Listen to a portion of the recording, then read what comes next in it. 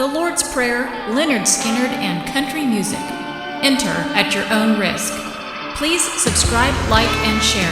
Say don't get any countrier than this. Well, hello everybody, how you doing? Richard Dane is coming to you live from Los Angeles, California for this show here. So anyway, we were talking earlier about competition in the hip-hop industry and what some people thought would be competition for Upchurch, and somebody mentioned this man named Mini Thin Outlaw MC from West Virginia.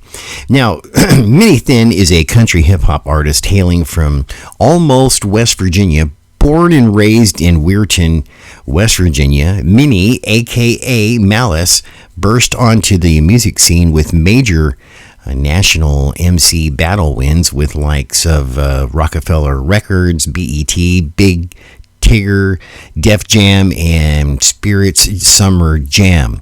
Now, I think this is the guy, if I remember correctly, here we'll find out here in a minute. I think this guy was escorted out of a concert by Ice Cube's people or something like that. Anyway, it says, this kid is sick from DMX. Mini Thin put out his highly anticipated first album, Hillbilly Hustle, on March 1st, 2013, and his initial shipment sold out completely in 3 days. His single, Coal Miner's Lullaby, Country Roads, and Buck Wild and Free have caught fire on radio stations, which is really unique, actually, and pretty much unheard of in the independent artist, area. In 2012, he racked up over 2,400 radio spins in his home state alone, and Country Roads was voted Song of the Year in West Virginia for rotations and request over every major label artist in the country. He has garnished staggering amounts of song plays and downloads online and created a very large buzz. He is not shy when it comes to state pride, to the state pride, and his main objective is not fame or fortune, it's to stamp West Virginia on the national hip-hop map permanently. With his unique style of lyrics mixed with country topics, in the past that reads like a movie script, he has record labels baffled. His tongue-and-cheek wit, charisma, dress, sound, voice, and topics are first. Once asked where he belonged in the music industry, and he replied, "I'm half Wolf Jennings and half Tupac, and if there was a little mini-me somewhere, it would be between Colt Ford and Yellow Wolf." Minnie has been the first related artist Virginians have ever gotten behind, and his following has a coast-to-coast following of over 90,000 fans just online through his social media networks. He's been dubbed the voice of West Virginia by his state, constantly flipping the negative stereotypes the nation has for his people and throwing them right back in the pop culture's face.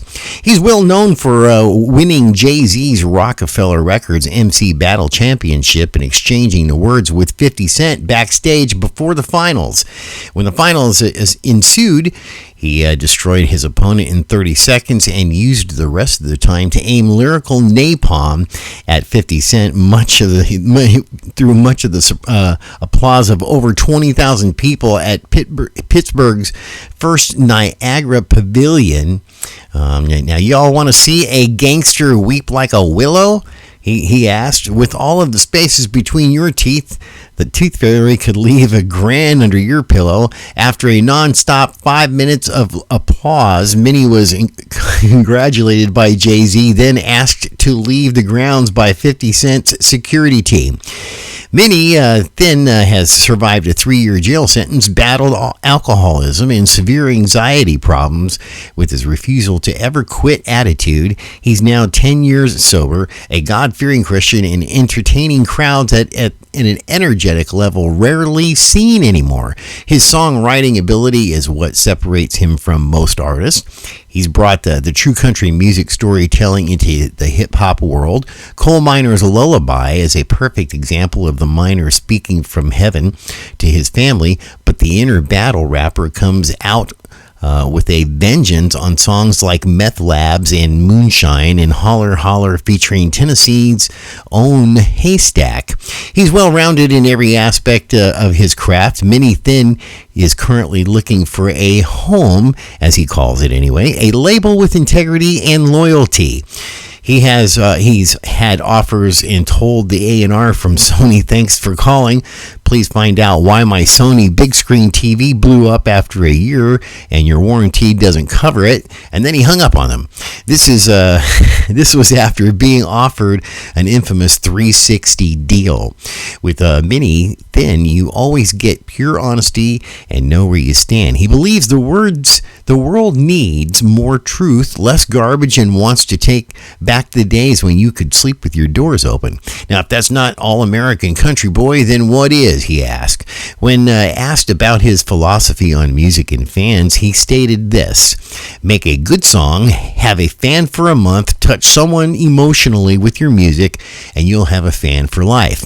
Minnie Thin has performed with and shared the stage with the likes of 50 Cent, G-Unit, Missy Elliott, Jay-Z, Freeway, Beanie Siegel, Fabulous Busta Rhythms, DJ Who Kid, and all kinds of other different people. Minnie Thin's Respect Mine freestyle is a personal favorite, with lines like, "I got a PhD, intellect smart to hunt ya." He also founded Hillbilly Murder Records, his own small imprint to put his own music on, and also has a clotheslining. Minnie is now in the studio recording his second album titled Almost Heaven, Living in Hell. All right, so there you go. This is who I was told that was competition with Ryan Upchurch.